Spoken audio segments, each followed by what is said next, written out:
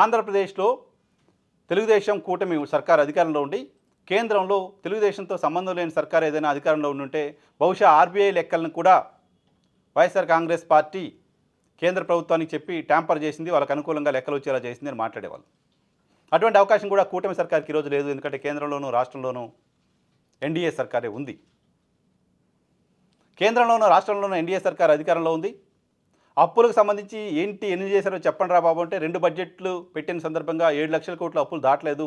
జగన్మోహన్ రెడ్డి దిగిపోయే నాటికి ఆంధ్రప్రదేశ్ రాష్ట్రానికి సంబంధించిన అప్పులని ఇటు రాష్ట్ర ప్రభుత్వం, కేంద్ర ప్రభుత్వం, పార్లమెంట్లో, అసెంబ్లీలో అధికారికంగా చెప్తున్నారు.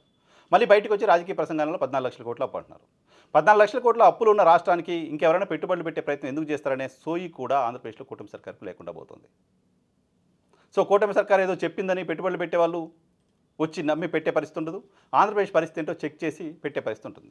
ఆంధ్రప్రదేశ్ రాష్ట్ర పరిస్థితి ఏంటో చెక్ చేయాలంటే రకరకాల నివేదికలు చూస్తారు, కాగ్ చూస్తారు, ఆర్బీఐ చూస్తారు, గ్రోత్ చూస్తారు, ఇవన్నీ చూస్తారు. దానిలో భాగంగా ఆర్బీఐ ఏం చెప్పింది, నేను ఫైనల్గా చెప్పదలుచుకుంది ఏంటంటే, ఆర్బీఐ ఏం చెప్పింది అంటే ఆంధ్రప్రదేశ్లో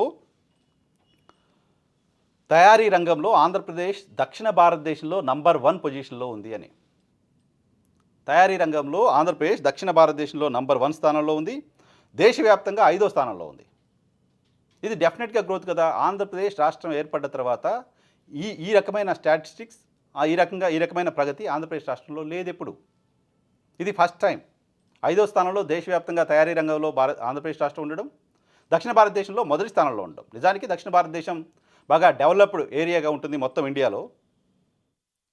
తమిళనాడు, కోయంబత్తూరు లాంటి ప్రాంతాలు పారిశ్రామికంగా బాగా అభివృద్ధి చెందిన ప్రాంతాలుగా ఉన్నాయి. బెంగళూరు, చెన్నై, హైదరాబాద్, ఈ నగరాలన్నింటినీ దాటి, ఈ రాష్ట్రాలన్నింటినీ దాటి ఆంధ్రప్రదేశ్ రాష్ట్రం తయారీ రంగంలో మొదటి స్థానంలో ఉండడం అనేది ఆర్బీఐ కన్ఫర్మ్ చేయడం, ఆర్బీఐ నివేదికల ప్రకారం బయటికి రావడం అనేది ఆంధ్రప్రదేశ్లోని కూటమి సర్కార్కి షాక్ని కలిగించే వార్త.